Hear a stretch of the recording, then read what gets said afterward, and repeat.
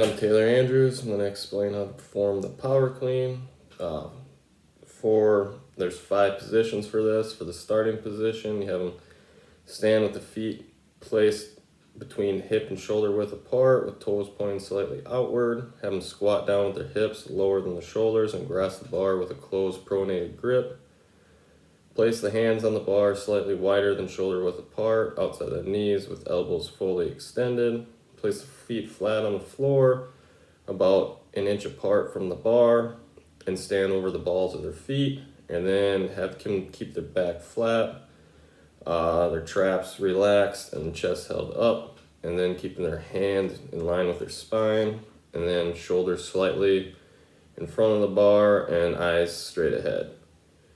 And then from there you move to the first pull, which is lift the bar off the floor by extending their hips and knees, and then not letting the hips rise before the shoulders. Have them keep them flat back, keep the elbows fully extended, shoulders slightly over the bar, and then keep it as close to the shins as possible. Once they reach about the knee level, you go to the scoop phase, which is as the bar rises above the knees, thrust the hips forward and reflex the knees to move thighs and knees under the bar. Have them keep their back flat and elbows fully extended, pointing out to the sides.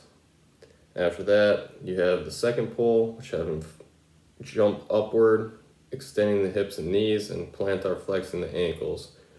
Keep the bar as close to the body as possible. Keep the shoulders over the bar and elbows extended as long as possible. When they reach full extension, have them shrug the shoulders upwards with elbows still fully extended. And then as the shoulders reach the highest elevation, flex the elbows to begin pulling the body under the bar, and then pull with the arms as high as long as possible, keeping the torso erect or slightly hyperextended, and then keeping the head tilted back, and the feet can come off the floor. And then after that, you have them move into the catch phase. And then after the lower body is fully extended, they pull the body underneath the bar and rotate the arms around and under the bar, flexing the hips and knees to a quarter squat position. Once the arms are under the bar, have them lift the elbows to the upper arms parallel to the floor, and then rack the bar in front of the clavicles.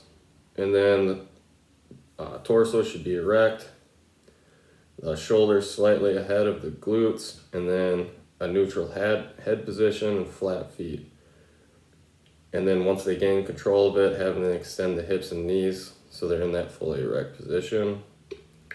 And then to get back in the starting phase, they can lower the bar from their elbows and clavicle and lower it down to their thighs, flexing the hips and knees to cushion the impact, and then squat down with the elbows fully extended until the bar reaches the floor. A lot of problems with this, or mistakes commonly made with this lift, would be rounding forward, having the hips come above the shoulders, catching at awkward angles. And then if someone was injured or a newer athlete, you could always just do hang cleans, dumbbell or kettlebell cleans, or even just for the hip, working on hip extension, you go kettlebell swings.